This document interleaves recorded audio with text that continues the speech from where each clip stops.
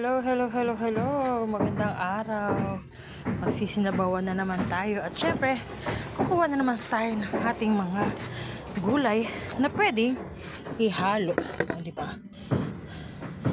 Ba't ganito itong talbo? Kangkong.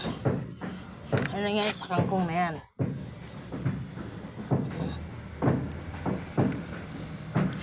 Putulan natin itong kangkong na mamayat.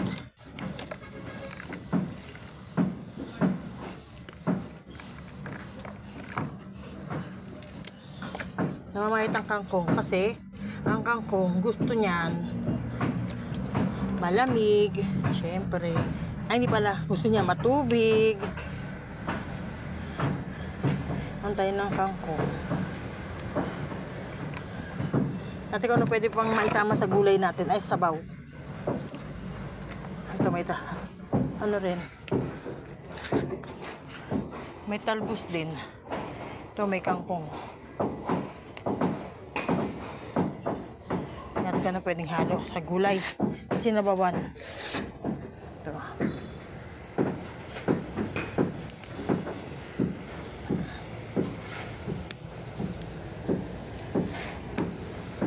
Ano pwede? Ito pwede na to. Pwede na to. Basta gulay, pwede yan. Pwede tayo. Gulay.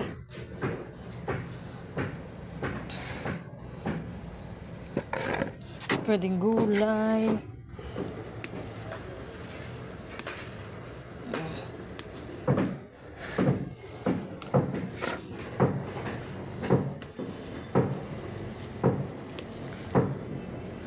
Ayan, mga gusto ng asawa ko yung gulay. Ayan.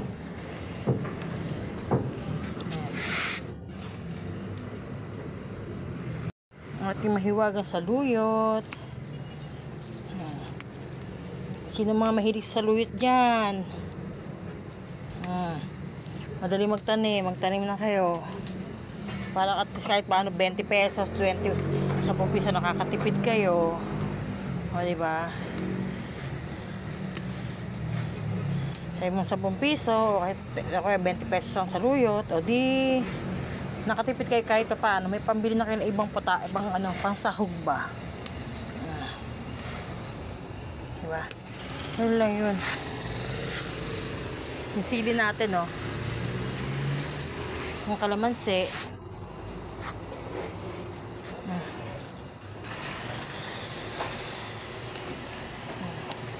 Susunod naman, hindi natin uubusin yung saluyot natin, baka maubos, sayang. Hindi naman sayang, wala na tayong aanihin, di ba? Ayan.